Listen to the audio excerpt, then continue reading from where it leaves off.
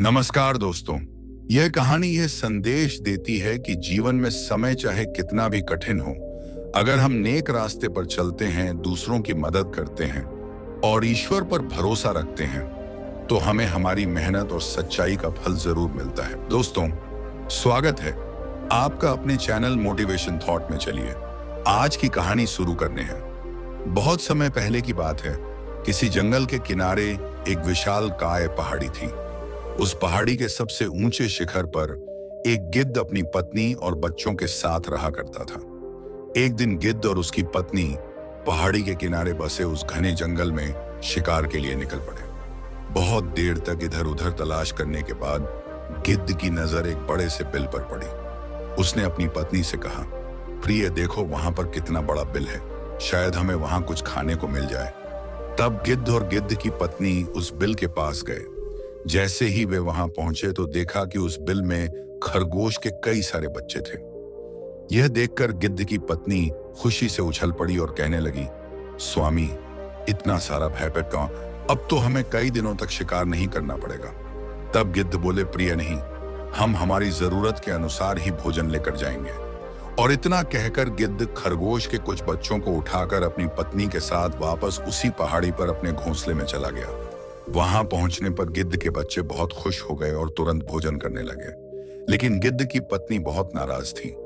उसने भोजन नहीं किया और कहने लगी, इतना सारा भोजन था, लेकिन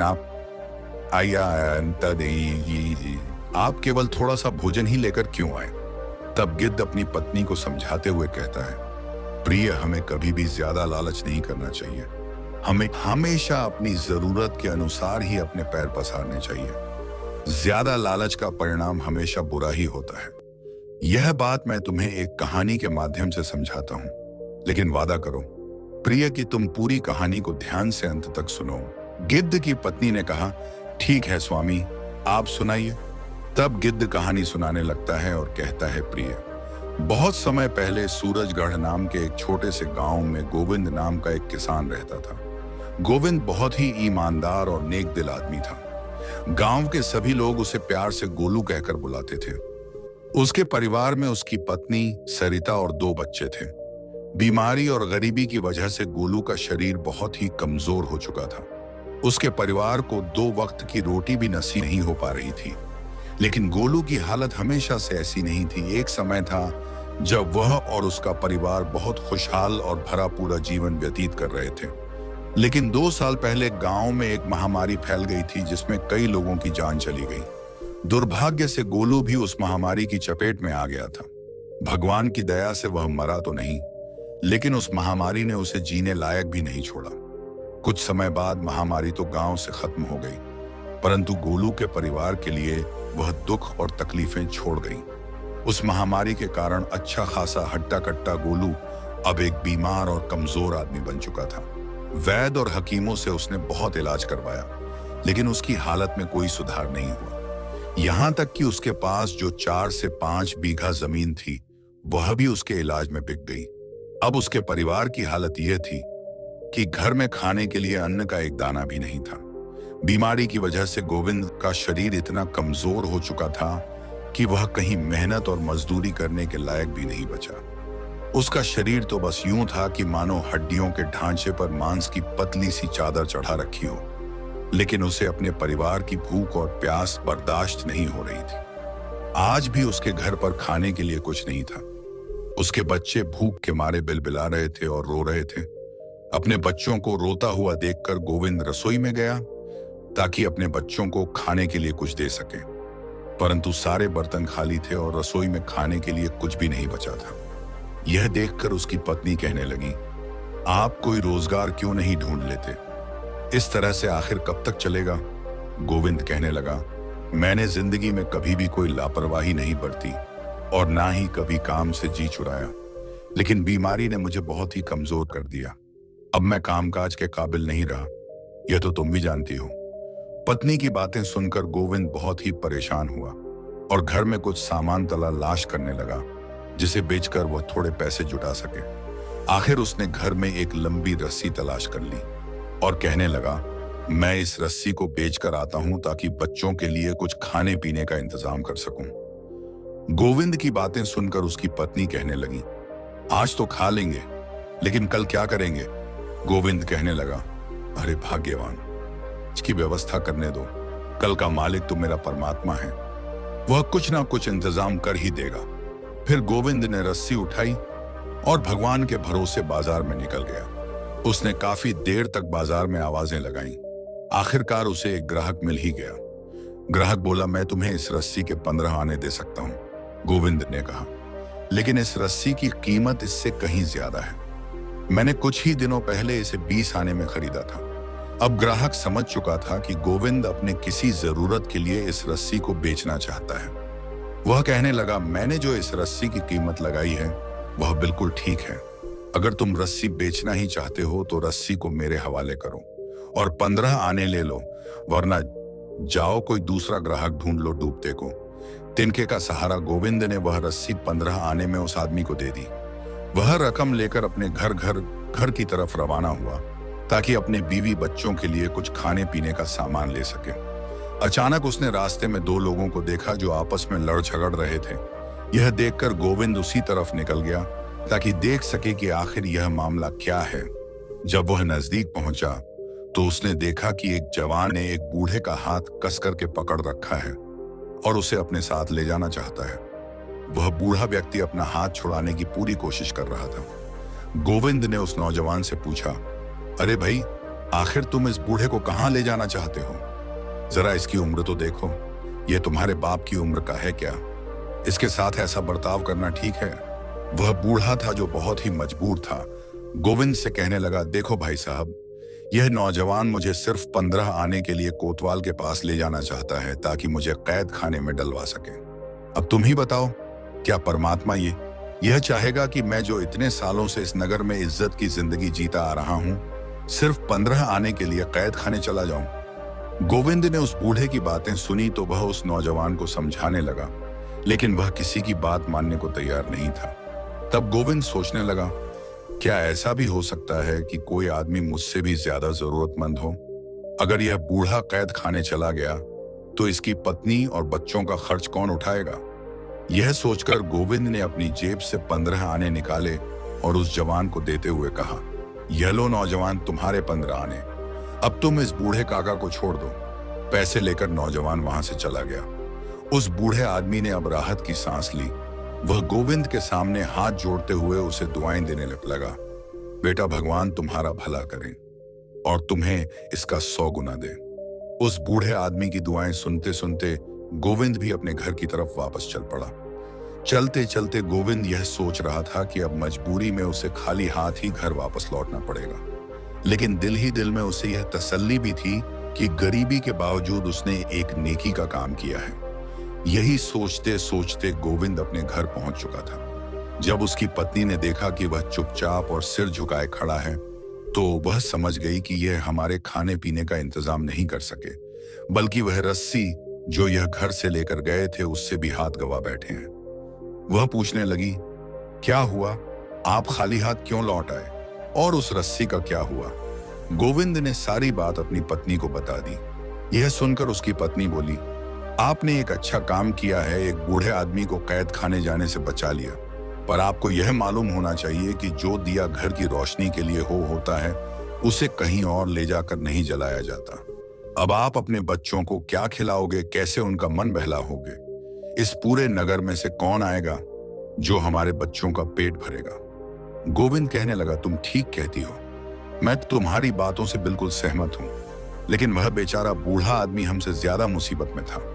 पत्नी कहने लगी, अब आपके रोने धोने से कुछ नहीं होगा, जो भी होना था वह हो चुका। इन सब बातों को छोड़ो और अगली बार के लिए ऐसी कोई गलती मत करना। गोविंद जानता था कि उसकी पत्नी की बातें कड़वी जरूर हैं, लेकिन सच है उसे समझ में नहीं आ रहा था कि क्या करें और क्या ना करें। अचानक उसके मन में एक ख्याल आया। वह अपनी जगह से उठकर दोबारा घर के टूटे फूटे सामान को देखने लगा। वह कभी इधर देखता तो कभी उधर, लेकिन उसे कोई भी ऐसी चीज नहीं मिल रही थी जिसे वह बेच सके। इसलिए वह परेशान होकर वापस अपनी जगह पर आकर खड़ा हो गया। अचानक उसे एक पुराना बिस्तर नजर आया जो बच्चों के बिछाने के लिए इस्तेमाल होता था। उसने अपनी पत्नी से कहा, मैं इसी बिस्तर की तलाश में था, तुम कहो तो मैं इस बिस्तर को बेच आता हूं। पत्नी कहने लगी, बच्चे तो भूखे हैं, लेकिन आप उनका यह पुराना बिस्तर भी छीन लेना चाहते हैं। गोविंद कहने लगा, अच्छा हुआ कि तुमने खुद ही कह दिया कि बच्चे भूखे हैं, इसीलिए जरूरी बात यह है कि उनके खाने पीने का इंतजाम किया जाए। पुराने बिस्तर के होने या ना होने से क्या फर्क पड़ जाएगा। उसकी पत्नी ने जब यह देखा कि इस बिस्तर की गोविंद की नजरों में कोई कीमत नहीं है, तो वह आंसू बहाने लगी और कहने लगी, ठीक है, समेट लो इसे और बेच डालो, लेकिन याद रखना, इसे कम दामों पर मत बेचना, ताकि कुछ दिनों तक तो हमारे बच्चों का पेट भर सके। गोविंद के पास अब कहने को कोई बात नहीं थी, इसलिए उसने अपना सिर झुकाया, चुपचाप बिस्तर को लपेटा और घर से बाहर निकल गया। वह चलता गया और फिर एक ऐसे बाजार में पहुंच गया जहां पर नई और पुरानी चीजों का व्यापार होता था। गोविंद ने उस बिस्तर को बेचने के लिए आवाजें लगाईं, परंतु बहुत कम ही खरीदार उसकी तरफ आ रहे थे। जो थोड़े बहुत आ भी रहे थे, वे इस बिस्तर को इधर उधर पलट कर देखते, उसमें कई तरह की कमियां निकालते और फिर आगे बढ़ जाते। आखिरकार एक ऐसा खरीदार भी आ गया जिसे वह बिस्तर पसंद आ गया था। उस आदमी ने इस बिस्तर की कीमत पूछी तो गोविंद कहने लगा, 10 आने। उस आदमी को शायद उस बिस्तर की उतनी जरूरत नहीं थी, इसलिए जब उसने 10 आने सुने तो कहने लगा, भला इस फट पुराने बिस्तर के लिए वह कौन आदमी होगा जो 10 आने खर्च करेगा। यह कहकर वह खरीदार आगे बढ़ गया और फिर गोविंद से दूर जाने लगा, लेकिन गोविंद भागकर उसके पास गया। उसने उस आदमी का हाथ पकड़ा और कहने लगा, हुजूर, ऐसा जुल्म ना करें, मुझे पैसों की जरूरत है, इसीलिए मैं इससे कम कीमत पर भी आपको यह बिस्तर बेच दूंगा।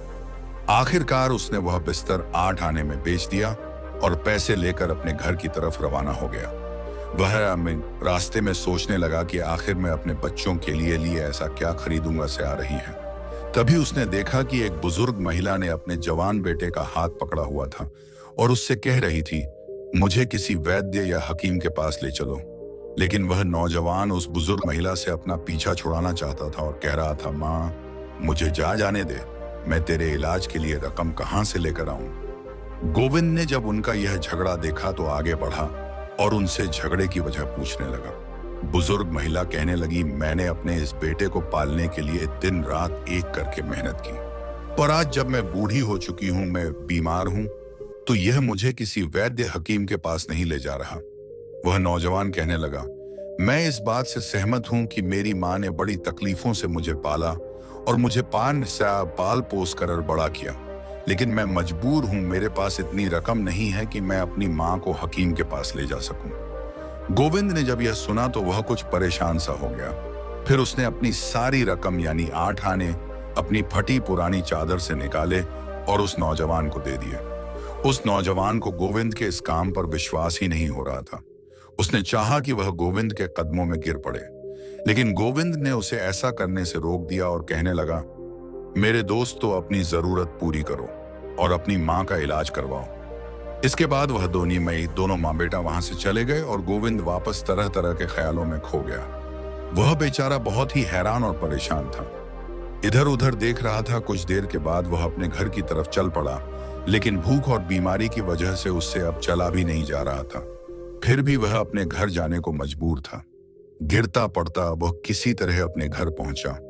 उसने दरवाजे पर दस्तक दी। उसकी पत्नी और बच्चे इसी इंतजार में थे, इसलिए उसकी पत्नी ने तुरंत दरवाजा खोल दिया। उसकी पत्नी के चेहरे पर खुशी साफ झलक रही थी, लेकिन जब उसने अपने पति के चेहरे पर मायूसी देखी तो उसकी खुशी भी गम में बदल गई। पत्नी कहने लगी, अरे, ये आपने क्या किया? आप एक बार फिर से खाली हाथ लौट आए। गोविंद ने जब अपनी पत्नी को गुस्से में देखा तो उसे सारी बात बता दी। सारी बात सुनने के बाद उसकी पत्नी बोली, आपको तो सिर्फ दूसरे लोगों से प्यार है, उन्हें मुसीबत में देखकर आपको उनकी सहायता कर रहे हो, लेकिन पता नहीं आपको अपने बच्चों पर दया क्यों नहीं आती। अब आप ही बताओ कि हम क्या करें, कहां जाएं। अब मेरे बच्चों में ज्यादा देर तक भूख बर्दाश्त करने की हिम्मत नहीं है। अब तो लगता है कि भूख के मारे इनकी जान ही निकल जाएगी। गोविंद में अब इतनी हिम्मत भी नहीं थी कि वह अपनी पत्नी से नजरें मिला सके। कहने लगा, मेरा परमात्मा सब कुछ जानता है। अगर तुम भी उस बूढ़ी औरत की फरियाद सुनती तो तुम भी वही करती जो मैंने किया है। लेकिन विश्वास रखो, भगवान कोई ना कोई रास्ता जरूर निकाल देगा। अगर इस बार मैं कोई चीज बेचने के लिए ले गया तो उसे बेचूंगा नहीं, बल्कि गिरवी रखूंगा, ताकि कम से कम उस चीज से हमें हाथ ना धोने पड़े। पत्नी कहने लगी, क्या हमारे घर में कोई ऐसी चीज बची भी है जिसे आप गिरवी रख सको? गोविंद अपने घर में इधर उधर देखने लगा और फिर बोला, वह संदूक कैसी रहेगी? वह संदूक तुम मुझे दे दो, ताकि इसके बदले में मैं कोई छोटी संदूक खरीद लूं और साथ ही कुछ खाने पीने का सामान भी लेकर आऊं। उसकी पत्नी, जो पहले से ही गुस्से में थी, कहने लगी, अब तो आप इस संदूक से भी हाथ धो लो। यह संदूक ना तो आपसे कोई खरीदेगा और ना ही इसे कोई गिरवी रखेगा। बल्कि ऐसा करो, या तो यह संदूक किसी को दान कर दो या फिर इसे तोड़ दो। मायूस गोविंद आगे बढ़ा और उसने संदूक उठा ली। कहने लगा, देखो, मुझे इतना बेइज्जत मत करो। मैं यह सब कुछ अपने बच्चों के लिए ही तो कर रहा हूं। इसके बाद गोविंद ने वह संदूक उठाई और बाजार की तरफ निकल गया।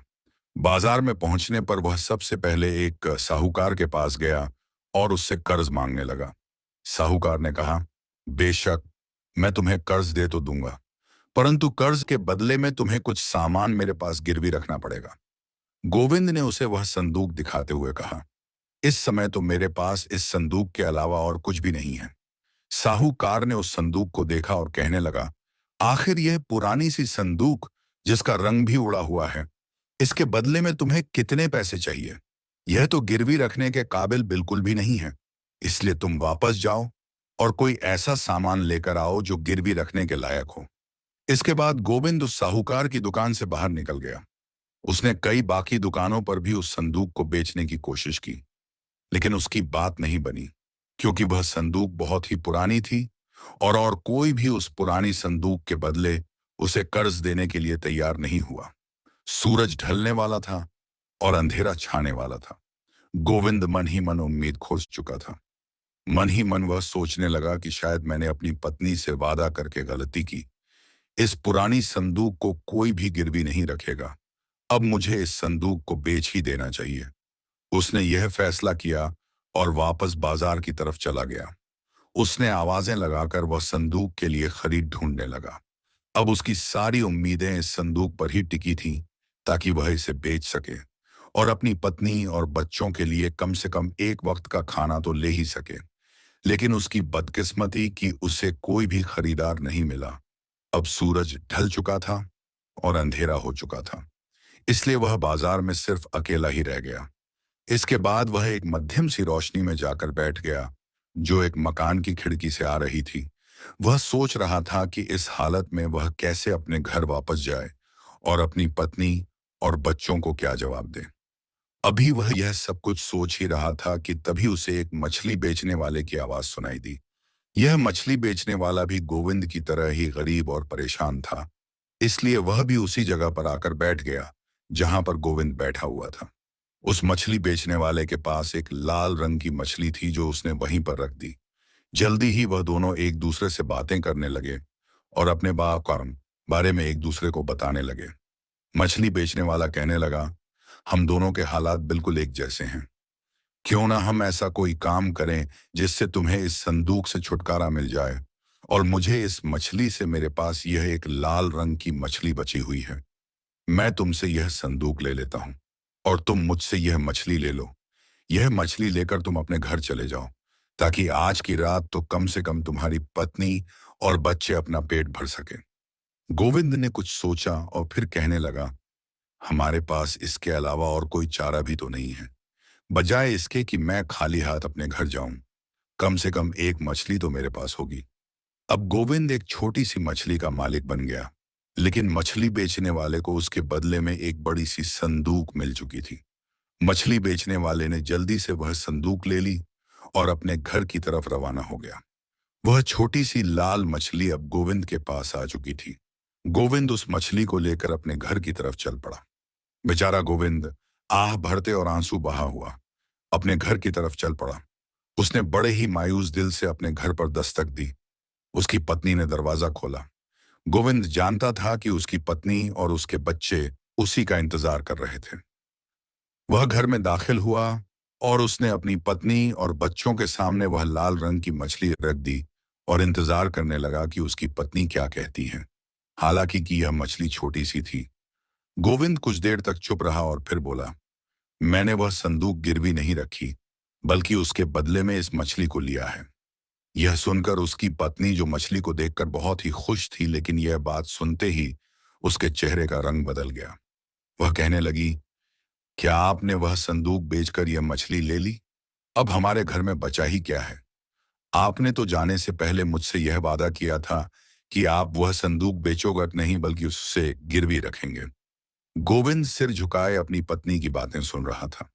वह सिर्फ इतना ही कह सका, उस पुरानी संदूक को कोई भी गिरवी रखने को तैयार नहीं था। मैं मजबूर था, इसीलिए मुझे संदूक के बदले में यह मछली लेनी पड़ी। उसकी पत्नी, जो कि बहुत ही नाराज थी, अपनी जगह से उठी और एक थाल ले आई। उसने मछली को काटकर उसे साफ करना शुरू किया। वह इसी तरह से मछली साफ कर रही थी कि तभी हैरानी से कहने लगी, अरे, यह क्या है जो चांद की तरह चमक रहा है? गोविंद आगे बढ़ा और जब उसने मछली के पेट में देखा तो खुशी से चिल्लाने लगा, मोती! अरे भाग्यवान, यह तो कीमती मोती है। गोविंद के चिल्लाने से उसका उदास घर खुशी से भर गया था। वह रात उसकी पत्नी और उसके बच्चों ने ईश्वर से प्रार्थना करते हुए गुजार दी और खुशी से फूले नहीं समाये। अब वे सुबह का इंतजार करने लगे कि कब जौहरी अपनी दुकान खोलेगा। इस बार उसकी पत्नी भी गोविंद के साथ बाजार गई थी। अभी जौहरी ने अपनी दुकान खोली ही थी कि गोविंद और उसकी उसके पास पहुंच गए। गोविंद वह मोती उस जौहरी हाथ में देते हुए बोला, सेठ जी, इस लाल कीमती मोती के बदले मुझे कितनी स्वर्ण मुद्राएं मिलेगी? जब जौहरी ने उस मोती जो जांचा तो उसे पता चला कि यह मोती तो वाकई कीमती है। इसलिए उसने उस मोती के बदले में अशर्फिया से भरी 3 थैलियां मिल गई। इस बार वह खाली हाथ नहीं था, बल्कि उसके दोनों हाथों में अशर्फिया से भरी हुई थैलियां थीं। धन को पाकर गोविंद और उसकी पत्नी बहुत खुश थे, मानो सारा जग जीत लिया हो। इस दौलत से उसने अपने लिए एक अच्छा मकान बनवाया, जिसमें सुख सुविधा का सारा सामान इकट्ठा किया गया। अब गोविंद कोई गरीब आदमी नहीं था, बल्कि वह एक अमीर सेठ बन चुका था। अब तो गोविंद के दिन बदल चुके थे। उसके घर में किसी चीज की कोई कमी नहीं थी। खाने के लिए काजू पिस्ता, बादाम, दूध, दही सब कुछ था।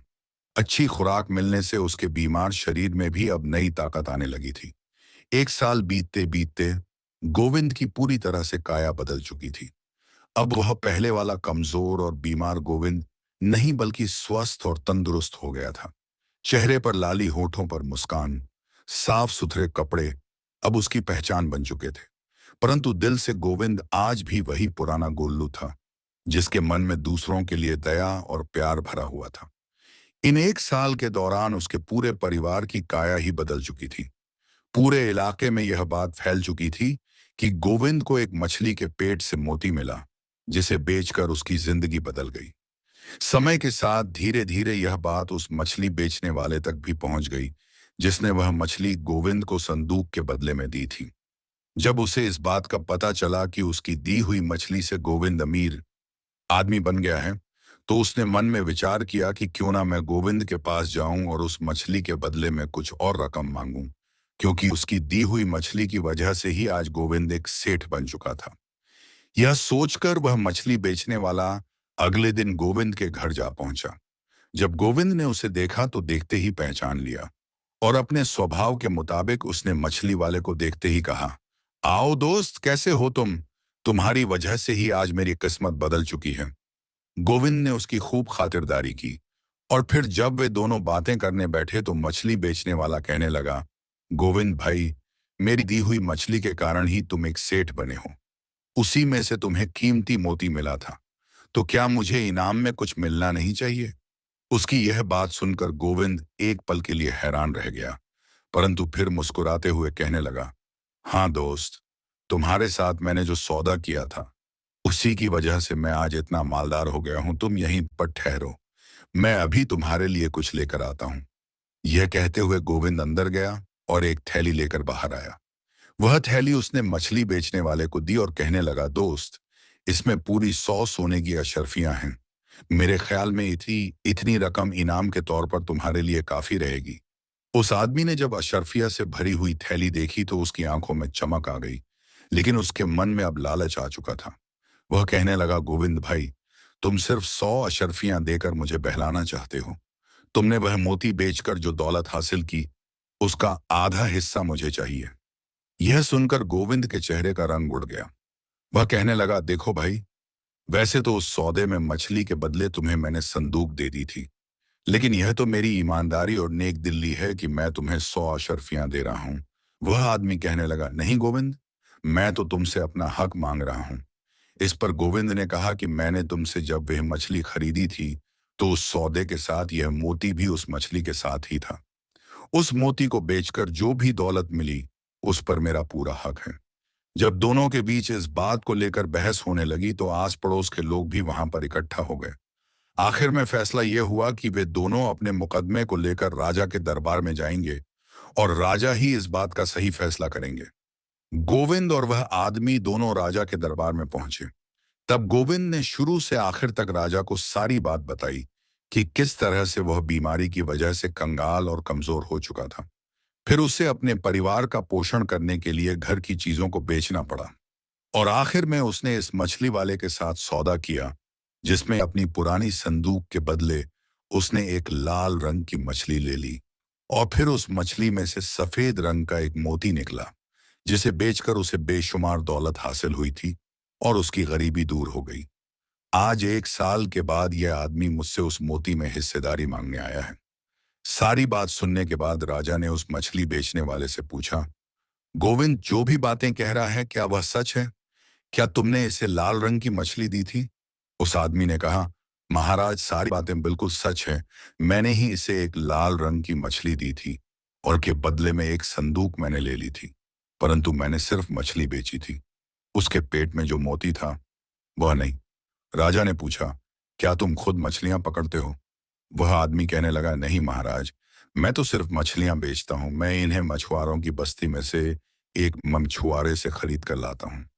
तब राजा ने कहा, अगर मछली के पेट में से निकले हुए मोती पर तुम अपना हक जता रहे हो, तो मेरे हिसाब से इसमें एक हिस्सेदार और बनता है, और वह है वह मछुआरा जिसने इस मछली को पकड़ा था। मुझे कोई भी फैसला देने से पहले उस मछुआरे की गवाही भी लेनी पड़ेगी। इसलिए तुम जाओ और कल दरबार में उस मछुआरे को लेकर हाजिर हो जिससे तुमने यह मछली खरीदी थी। इसके बाद राजा ने दोनों को वापस भेज दिया।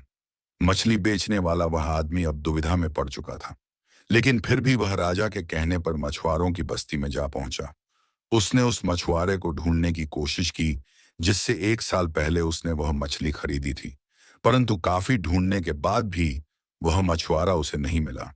अगले दिन वह फिर से दरबार में पहुंचा और उसने कहा, महाराज, मैंने काफी ढूंढने की कोशिश की, परंतु मुझे वह मछुआरा कहीं पर नहीं मिला। राजा ने कहा, अगर यह बात है तो मुझे यह फैसला गोविंद के पक्ष में ही सुनाना होगा। यह सुनकर वह आदमी कहने लगा, महाराज, मुझे एक दिन का वक्त और दीजिए। मैं कैसे भी करके उस मछुआरे को ढूंढ कर लाऊंगा। उस दिन वह आदमी फिर से मछुआरों की बस्ती में गया और उस मछुआरे को ढूंढने लगा, परंतु उसे निराशा ही हाथ लगी। तब उसने सोचा कि अगर मैं किसी दूसरे मछुआरे को अपने साथ ले जाऊं और वह राजा के सामने यह झूठी गवाही दे दे और कह दे कि मैंने उससे ही मछली खरीदी है, तो बात बन सकती है। यह विचार आने के बाद उस आदमी ने एक मछुआरे को इस बात के लिए राजी कर लिया कि वह के दरबार में यह गवाही देगा कि वह मन मछली उसने ही उस मछली बेचने वाले को बेची थी। अगले दिन जब दरबार लगा तो गोविंद, वह मछली बेचने वाला और गवाही देने के लिए मछुआरा तीनों राजा के सामने हाजिर हुए। राजा ने उस मछुआरे से पूछा, क्यों भाई मछुआरे, 1 साल पहले क्या तुमने ही वह सुनहरी मछली इस मछली बेचने वाले को बेची थी? वह मछुआरा कहने लगा, महाराज, हाँ, मैंने ही वह सुनहरी मछली इस आदमी को बेची थी।